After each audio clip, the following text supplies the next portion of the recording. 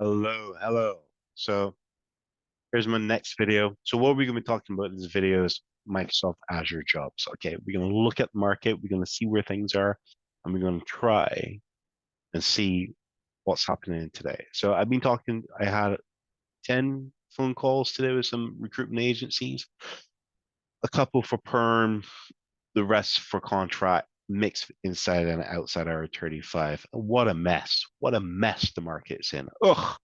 It's just absolute diabolical. So if I just quickly show, right, I'm hoping that this video is like 9, 10 minutes, but just listen to the very end. It will give you some details and everything of the sort, you know.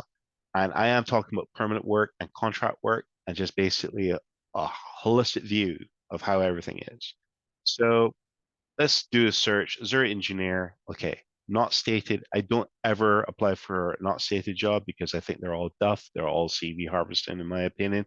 I could be wrong, but look at this. It's just like, well, Azure data engineer, data, most important thing for organization, 45 to 50 grand.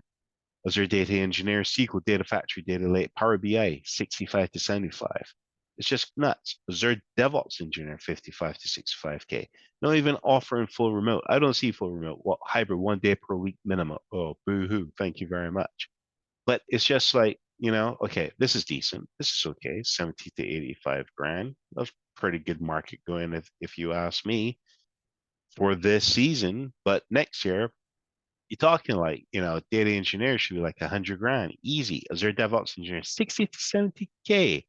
Okay, let's take a look. Let's see what's actually happening here. Terraform, Kubernetes, Git Jenkins, Azure DevOps. You want Terraform, Ansible, or similar. PowerShell, you got to be joking. You must be having a laugh, you know? And let's take a look at contract. Let's see where contract's at. Okay, okay, okay. So Azure engineer, not going to change anything. That's a decent rate of jobs published for Azure engineer in this time of being. But look at this. Azure cloud engineer, government sector, £400 per day. Is this? Oh, wait. Check this out. Look at this description of the job. It's just like join a managed services team of site reliability engineers, SRE at 400, starting at 400, 550. You must be having a laugh, Gus. As part of Microsoft Azure managed experience team supporting, listen to this figure, a 1.2 billion, right? 10-year program. You having a laugh. A program worth 1.2 billion. You want to pay me 550 a day inside R35? Get off, mate. Get off. Okay, what's this? Azure Cloud Engineer, 6 month hybrid Coventry. Push back on that, guys. If you're applying for a job and you know for certainty that it's well outside of R35, tell the recruiter, I'm only interested in outside R35 roles. Your role should be outside R35 because of look at what it's asking. It's asking for all these technologies and platforms and everything of the sort. And it's like you want all these accreditations, the things that I had to buy, and you want to put me inside R35 for 600, 650 per day? Get out. No, no, no, no, no, no, no, no. So where are we going to be? Well, this is what I think is happening.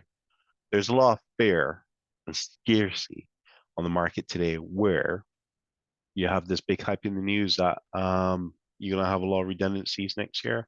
Not redundancy, sorry, you're going to have a recession in the market. But, Bloomberg and CNN News and all these things. Now, I live in the UK, so, but I watch the media wherever they are, and it's like they all said this year was supposed to be the beginning of the recession. It ain't happened. You know what I mean? So there's a lot of, you know, speculation within the market. So what's happening is that as well, because of all the redundancies for bigger companies and all these sort of things, and some companies just letting go of staff. Why? Because basically they're scared. There's a lot of other um, candidates on the market.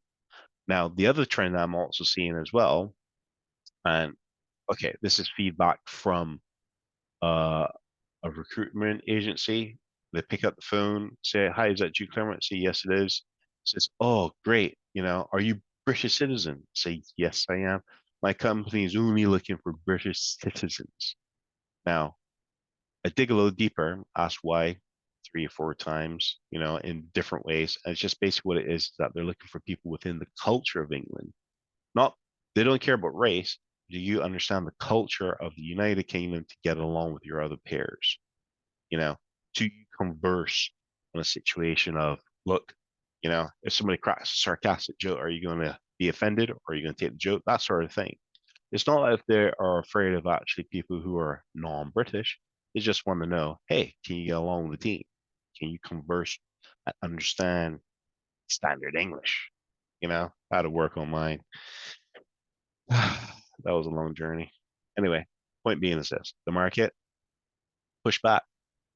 If you see jobs that that you can work fully remote, or it says hybrid and they want you in the office 2 days a month, it's like, okay, tell the recruiter, nah, dude, I'm just, or 2 days a week is what I mean. Just say, and you're in a situation where you can't push back. Say, no, I don't want to be able to be working in an office 2 days a week. You know what I mean? And I gotta pay to commute and pay for park and go into the office. And guess where my peers are going to be? They're not going to be in the office the same time as you. Guess where they're going to be?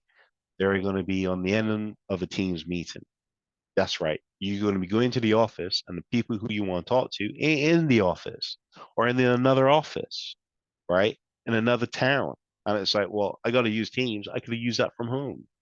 So why am I in the office? Push back, folks. That's all I got to say. You know what I mean? Do not, and I mean, do not settle. It just doesn't make sense. If you're going to have so many years experience that you've dedicated and applied to your career, and these guys want to pay you £400 a day, like £400, right? And for what was that 1.2 billion 10-year program, and they can't give you a piece of that pie? Stop. That's why I say I'm not applying to that job, man. I'm not. It just doesn't make sense, you know. Oh, you know what's going to happen? Let me share with you what's going to happen. What's going to happen is that you go on that program for £400 a day inside R35, right? And they say they want site reliability engineer, SREs. You're going to sweat your nuggets off for them. And then what's going to happen is that after you've actually done a good job, after 6 months going into the next year, right? So where are we? We're in September now, 2023. By the 6 months, what's that? I don't know, February, March, April, somewhere along those times. Guess what? Maybe no recession. Maybe what's going to happen is that because now the Bank of England has decided, well, you know what, we can actually start lowering our rates. You may find a pickup in the market. So now you're stuck between a rock and a hard egg. Well, rock and a hard egg. Yeah, you heard that from me. You know, you're stuck between a rock and a hard place. Guess what's going to happen? You're going to try and renegotiate, aren't you? You're going to try and say, look, I'm on £400 a day, but the market's picked up. I could do this same job for 650. You guys going to increase? They're going to say no. They might give you 500, but you're like, well, I'm getting calls for people saying that you want to get paid 650. What you gonna do? You're gonna go for the job for 650. So now the recruiters are gonna be the people who get the burn and the bad name. They're gonna be people that basically goes, hey, you know, we, the recruitment agency, try to warn you, the client, that when the market picks up, you're gonna have this issue. And that's what a lot of these agencies are saying to me. And then what's going to happen is that then the contractors get a bad name or the permanent get a bad name. And then what will happen is that you find yourself in a situation where it's like you're going to have to burn a bridge. My word of advice, don't burn the bridge with the recruiter. Burn the bridge with the end client because there's so many different clients out there. But the recruiter, especially like when they're in demand and doing a good job and finding good candidates and finding good clients and finding good roles and all those things, guess what? That's the person that's going to have your back. And if you protect them, they'll protect you. Anyway, that's it. Rant over. It's what? Yeah, 20 minutes to 5. I'm Jude the Dude. See you on the next video.